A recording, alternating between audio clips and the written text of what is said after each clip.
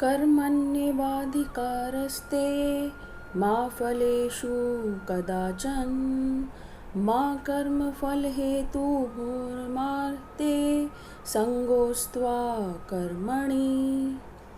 राधे कृष्णा दोस्तों, गीता का यह श्लोक आप सब ने एक बार ज़रूर सुना होगा और इसका अर्थ भी जानते होंगे। श्री कृष्ण अर्जुन को कहते हैं, हे अर्जुन, तुम कर्म करो, फल की चिंता मत करो, फल देने का अधिकार केवल मेरा है। और यदि फल में आसक्त होकर कर्म करोगे तो कर्म के बंधन में बंध जाओगे, और कर्म ना करना ये भी नहीं होना चाहिए।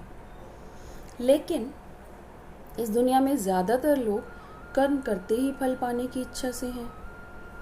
जैसे एक विद्यार्थी दिन रात पढ़ता है ताकि परीक्षा में अच्छे अंकों के साथ उत्तीर्ण हो सके। उद्योगपति फैक्ट्री लगाते हैं ताकि प्रॉफिट पा सकें। आप जॉब करते होंगे ताकि महीने के अंत में सैलरी मिले आपको।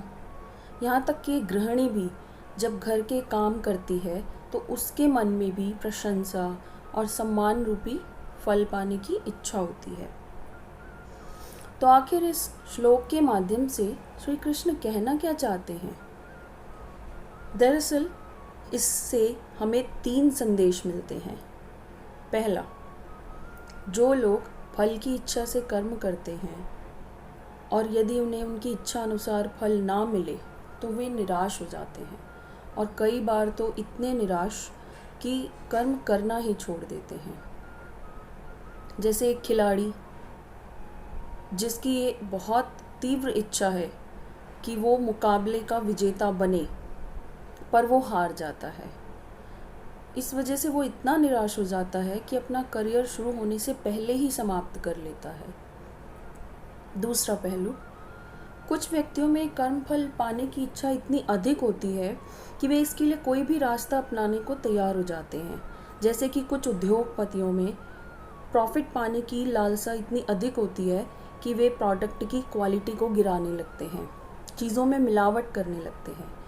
कर्म से उनका कोई लेना देना नहीं होता। They only want to earn money and make profit. तीसरा, फल की चिंता करते रहने से कर्म पर नेगेटिव इफ़ेक्ट पड़ सकता है।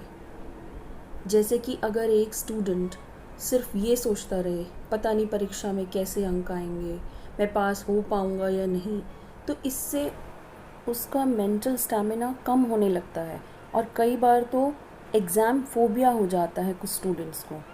तो यहाँ पर आपने देखा होगा कि मैंने आपको जितने भी एग्जांपल्स दिए हैं, इन सब में कर्म ना प्रधान होकर फल की इच्छा ज़्यादा है, फल की चिंता है। ऐसे में आप अपना कर्म ठीक से नहीं कर पाते हैं।